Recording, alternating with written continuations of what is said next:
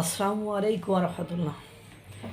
ভারত আর Russia দুইটার বন্ধুত্ব সেই ভারতের জন্মের আগে থেকে পুরাতন বন্ধু, ভালো বন্ধু, বিশ্বাসযোগ্য এবং বিশ্বস্ত বন্ধু ভারত এবং রাশিয়া। এবং ভারত সবার সাথে বন্ধুত্ব রাখে, কারোর সাথে শত্রুতা করে না। ভারত উপযাচক হয়ে কারোর সাথে শত্রুতায় জড়ায় না। কিন্তু ভারতের সাথে কেউ শত্রুতায় জড়াইলে ভারত তাকে টেকনিক্যালি সাউন্ড মায়ের দিয়ে উপযুক্ত শিক্ষা দিতেও পিছপা হয় না। আমার চাচা তিনি মারা গিয়েছেন, তিনি ফ্রিডম ফাইটার ছিলেন, মুক্তিযোদ্ধা ছিলেন, আমার শিক্ষাগুরু তিনি একটা কথা আমাকে প্রায় বলতেন, শোনো আফজাল, কাউকে যদি শিক্ষা দিতে হয় তাকে তুমি তার গায়ে হাত দিবা কেন? তাকে তুমি এমন টেকনিক্যালি সাউন্ড মাইর দিবা যে টেকনিক্যালি সাউন্ড মাইর খাইয়া ওর 14 গোষ্ঠীর কলিজা পর্যন্ত জ্বলিয়া যাইবে, অথচ বুঝবে না আমার এই সাউন্ড টেকনিক্যালি সাউন্ড মাইরটা দিল কে। এরকম তুমি তাকে টাকা থেকে মেরে দাও, টাকা মেরে দাও না, টাকার দিক থেকে তাকে পঙ্গু করে ফেলো। তুমি তাকে অন্য কোনো সেক্টর দিয়ে এমনভাবে পঙ্গু করো যেন সে দেউলিয়াত্মবরণ করে।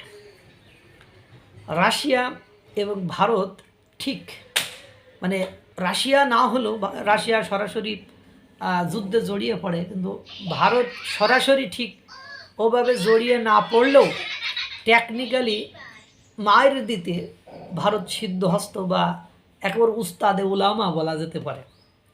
ভারতের উপরে শুল্ক বেশি আরোপ রাশিয়া থেকে অস্ত্র কেনার জন্য।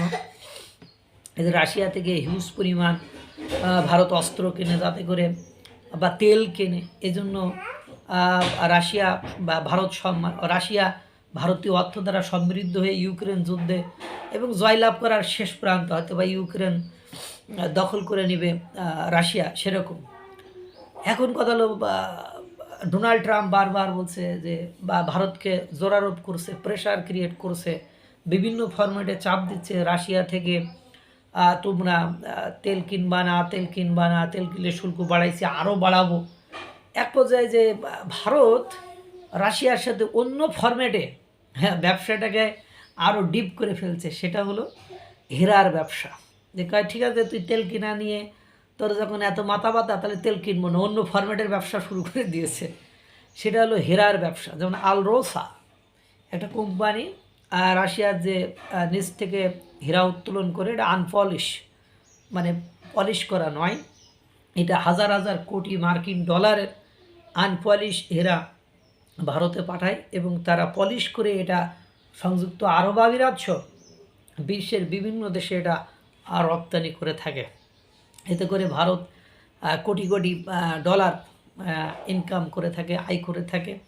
এবং এবার দেখেন আপনি, যদিও বলছে এবং এক পর্যায়ে যে ভারত এবং রাশিয়া বলছে যে যদি সব নিষেধাজ্ঞা উভয় দেশের সাথে পরে একই সাথে আসে তাহলে কিন্তু বিপদ হয়ে যাবে, তা আমরা অন্য ফরম্যাটে ব্যবসা করব। ও যেহেতু বলছে তেল কেনা যাবে না, তাই এই তেলের বিজনেসটা আমরা একটু কমিয়ে দেব। এজন্য রাশিয়া আবার হঠাৎ করে ডিসেম্বর পর্যন্ত তেল রপ্তানি করাই বন্ধ করে দিয়েছে। আবার এদিকে ভারত বলছে যেহেতু ও তেল রপ্তানি করবে না, সেহেতু বন্ধ থাকলে তো ডাজেন্ট ম্যাটার, এটা কোনো ম্যাটারই না, এটা কোনো বিষয়ই না। ভাবছে যে মনে হয় যে রাশিয়া থেকে ভারত দূরে সরে আসছে, ডোনাল্ড ট্রাম্প খুশিতে আত্মহারা, প্রতিরক্ষা চুক্তি ইতিমধ্যে করে ফেলেছে।